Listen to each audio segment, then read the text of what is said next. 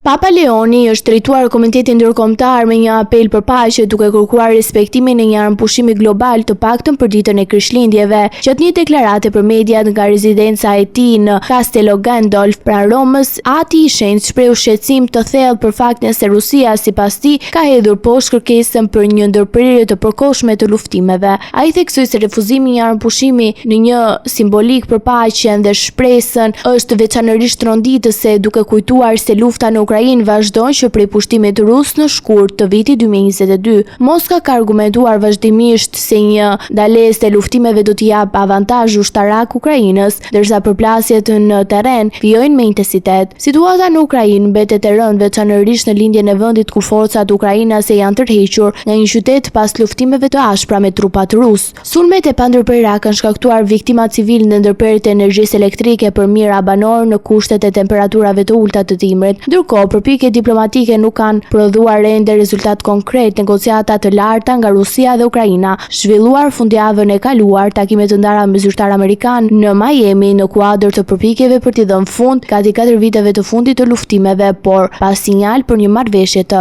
afërt. Papa Leoni u takua në fillim të këtij muaji me presidentin e Ukrainës Volodymyr Zelensky dhe u shpreh i hapur për një vizitë në Ukrainë, duke theksuar megjithatë se nuk mund të përcaktohet ende koha e realizimit të saj. Ai paralajmëroi gjithashtu si një proces paqe pa përfshirjen e diplomacisë europiane do të ishte jo realist se plani i paqes si propozuar nga presidenti i Amerikës Donald Trump mund të sjellë ndryshime të rëndësishme në marrëdhëniet transatlantike.